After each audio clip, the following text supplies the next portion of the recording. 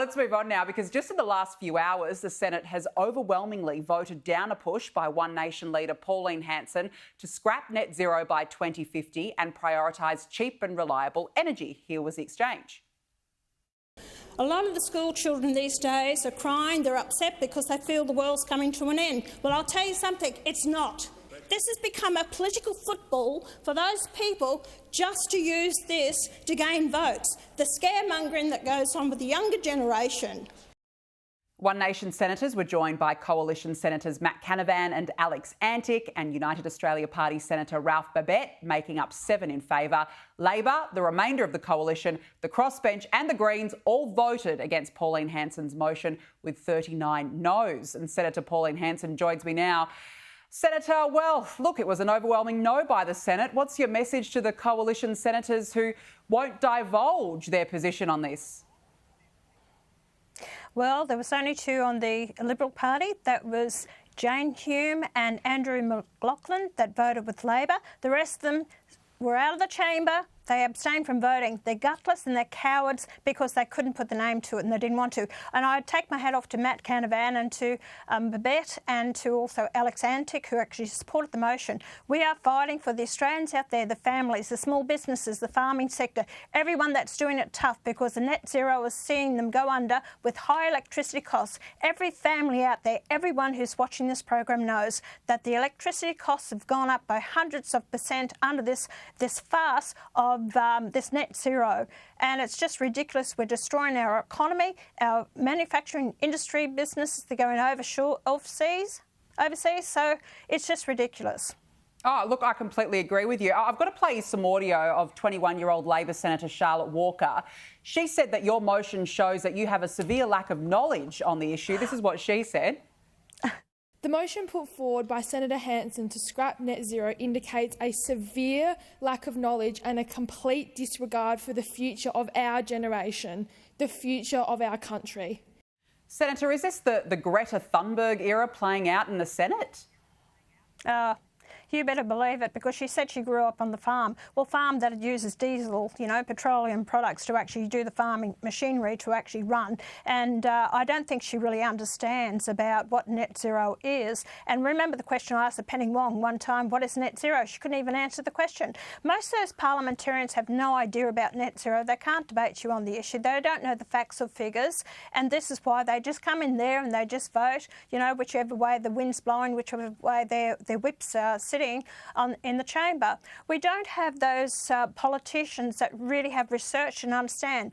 Our job is to research the legislation, to look at what's in the best interest for the people of this nation. And when I see people living homeless, people can't afford to put on the heating or their cooling, pensioners that are actually dying because of it. We've seen what's happened in England and other countries around the world. Germany's woken up to themselves because the economy is in dire straits. We see that Trump has said no way in the world for our economy here. And we're the fools that are still being headed down this path. And that young kid, that's what I'm saying, she's no sooner out of bloody university, out of her nappies, that she's telling me I don't know what the hell I'm talking about when I've been on the floor of Parliament for the last 9 years. I don't take any notice of her, who she's trying to make a place in this Parliament, and congratulations, she got elected to it. But don't come in thinking that you're going to tell me what I know or I don't know, when I've been dealing with this for many years. Yeah, and you're spot on, absolutely. And it's a shame that the coalition scurried away very quickly. They didn't want to hear about it. Now, look, I've got to ask you about migration policy. The coalition is moving on from Peter Dutton's stance on it, with Shadow Immigration Minister Paul Scar looking to adopt a policy focusing on empathy, empowerment and admiration. He said, quote, "We are a party that believes passionately in the fundamental freedoms of the individual, freedom of religion, freedom of speech, freedom of association. So many of our migrants come from places where they don't have those freedoms." Senator, look, big Australia is getting bigger by the day. Whatever happened to capping migration, basic policy? Well, and he wants the positives of migration. No worries. You go out and tell the people out there who can't get a house, they can't rent a house, they can't buy a house, and the high immigration that's coming into the country. Is that what it is? Are you moving to the left now to appeal to those that have migrated to this country? Because we've had huge numbers come in.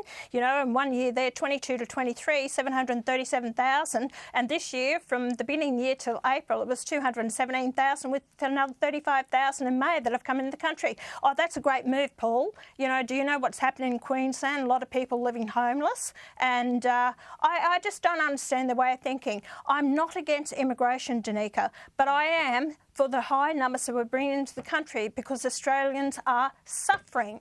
And it's so stupid. They're appealing to those people. These ones that are coming out here, yes, we can have empathy, but my empathy starts with the Australians that are here now. The ones that are homeless, the ones that can't get their own house, the future generations, what is out there for them? If we keep bringing high numbers in the country, what about the people? What about, you know, is it promising for those people who can't get the hospital beds that they need to have the operations that they want? What about the nursing homes? What about the NDIS? We're flooded under. Although when you come out to the country, straight away you can get on the NDIS. That's why we've got over 700,000 costing us $52 billion a year. Sorry, Paul, my priority is for the people of Australia first. They'll get my empathy, my caring and worrying about them first and foremost before I worry about migrants or refugees coming to this country. I have the empathy for those people that can't get the health care and the nursing homes and the, you know, the education and the way of life and a decent standard of living in this country first and foremost. That's my duty as an elected Member of Parliament for Australia. Oh, good on you. So well said, Senator. Look, before we let you go, we're almost out of time, but I have to ask you about your uninvited guest at your place this weekend. You put this on your social media, this beast of a thing that you found in your backyard. I would have had to sell the house if it were me, but Senator, I had to laugh. One of the comments somebody wrote, will Senator Pauline Hanson be giving the snake a welcome to country?